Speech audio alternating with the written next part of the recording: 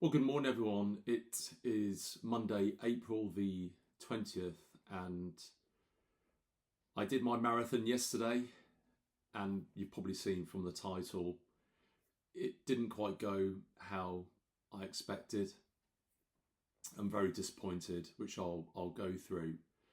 So I think it was becoming clearer as I got closer to race day that my target of 3 hours 10 was going to be difficult. Runner and Strava were predicting that I could do it in around about 3 hours 17, and I felt that was realistic, although I was aiming yesterday to do sub 3:30, but I'll come on to how I was performing. And really, the reasons that I think I started falling behind my initial target, I think runner showed me that I've just been running and plodding without running to a plan. And I think the speed intervals really humbled me a bit, that I've been neglecting the speed side of things with my running.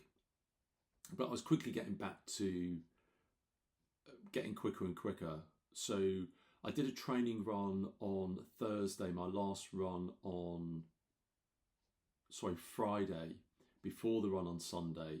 And that was 7 kilometre intervals. And it was telling me to do a conversational run, then run for like 2 kilometers at my marathon pace, which I was running at about 4 minutes 15, 4 minutes 10, and it felt very easy.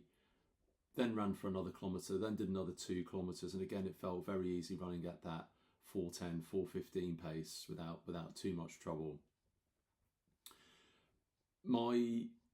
The people that I do take running, I've got some really good runners in my group now. So although I lead it, I'm not the best runner. And they were saying to me, look at your equipment. So I use old equipment when I run, shorts, t-shirt. I've got nice trainers, but I don't wear any particular socks or any running gear. And they were saying to me, fueling. So I rarely fuel on a run, water, gels, anything like that. So I was worried about the fueling on the day, but I still thought, look, a marathon, I run so much that I should be able to do this. Now, in terms of how the race went, beautiful weather. It was around about 10 to 15 degrees, lovely sunshine, no clouds, very light wind, which is unusual because the wind has been very strong in Manchester for a while. And we started the race, and the first 5 kilometres, I was so disappointed because it was so busy that I couldn't get into my stride. So I think we did the first 5K in about 23 minutes, and I literally felt like I was walking. I then started getting into a nice rhythm, and I was running anywhere between 4 minutes 30 to 4 minutes 50, depending on the hills and the terrain and the people in front of me. Went through the half marathon at 1 hour 41, feeling incredibly easy, thinking, okay, on to round two now. We've done one half marathon, let's do the next. And then I got to 30 kilometres, feeling great. 32 kilometres, I thought, fabulous. I've only got 6 and a bit miles to go, 10 kilometre run. I eat 10 kilometres for breakfast. Even if I slow down, I can do a sub 50-minute 10K. So I thought, right, I'm on 3 hours 27. I'm going to get around about 3:25. And if I put my foot down a little bit, I could probably get down to about 3 hours 23. Not the target, but still pretty good. Anyway, on the 30th kilometre, I felt a twinge in my calf. But the next step, it was gone. I thought, wow, what was that? Maybe a pothole. Didn't even think about it. There was a drink station at kilometre 32. Went to the drink station, slowed down a little bit, got a cup of water, and my whole body froze. I've never experienced anything like it. My toes cramped, my calves cramped, my thighs cramped, my hamstrings cramped, my buttocks cramped, my forearms cramped, my fingers cramped, my neck cramped. I literally just froze.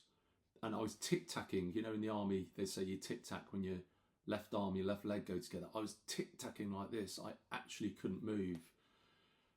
And I went to the side so I wasn't in anybody's way. And I was hobbling, cramping, trying to remove the cramps.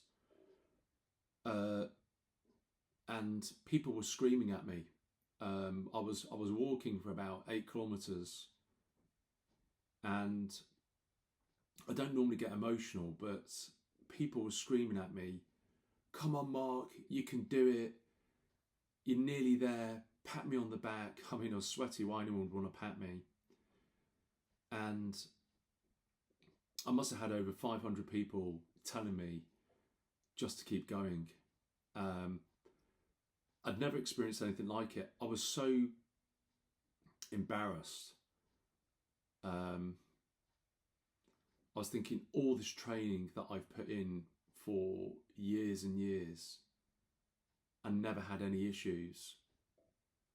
And here I am. I've never stopped running to walk. Here I am walking with a crowd screaming at me to keep going. And it wasn't my fitness. I couldn't explain to people it wasn't my fitness. It was, I was just locked. And they're saying, "You can do it. Keep going, Mark." And I was almost ignorant in a way, saying to them, "I know I can do it. I will do it." And yeah, I will do it. Thankfully, a lovely runner came up to me and gave me some salt tablets. And he said, "Take 2 of these every 15 minutes. So I did that.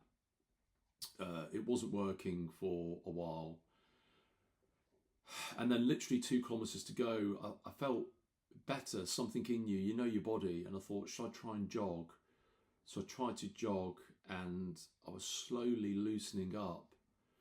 And then I was able to run the last 2 kilometers, not very quick, around about 5.5 minutes for the first kilometer, then loosened up and I got below 5 minutes for the second kilometer, and then I crossed the line at 3 hours 49. So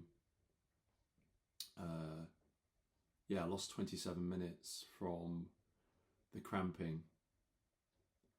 Saying that, it's still the best thing I've ever done. A massive learning about being complacent. Like anything in life, you can't be complacent. You've got to put the work in. And I was in a bit of pain yesterday, a lot of muscle soreness, but I think everybody's probably got that from running the marathon.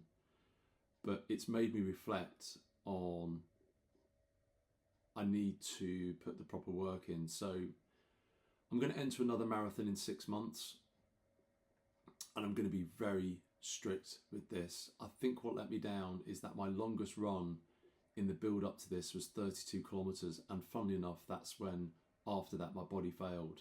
So I need to condition my body to be doing 40, 45, 50 kilometers, which I've run before, no problem in my youth. You know, sometimes for training runs on a Saturday and a Sunday, I do 60 kilometers each day, 120 kilometers over a weekend.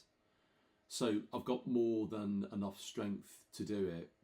It's just training, but it's really humbled me, and it's been a great life lesson. The good thing is that a number of people that I'm taking on runs, one did a fabulous run. He's not run before, and in a year he did a 3 hour 32 marathon yesterday. I was so happy for him, and the emotion when he crossed the line, I saw it on the video, was amazing. My other friend, he's been suffering with an injury, so he just did it under 5 hours, but incredible what the human body can do. But look, I digress. I'm going to learn from this. I'm going to adapt. I'm going to up the training regime. And I'm going to come back so much stronger from this. I now know that I can easily do a 3.5 hour, sub 3.5 hour marathon with the proper training and nutrition. They're the things that I'm going to work on. And then let's see how far I can take it whilst also doing a full-time job. Thank you.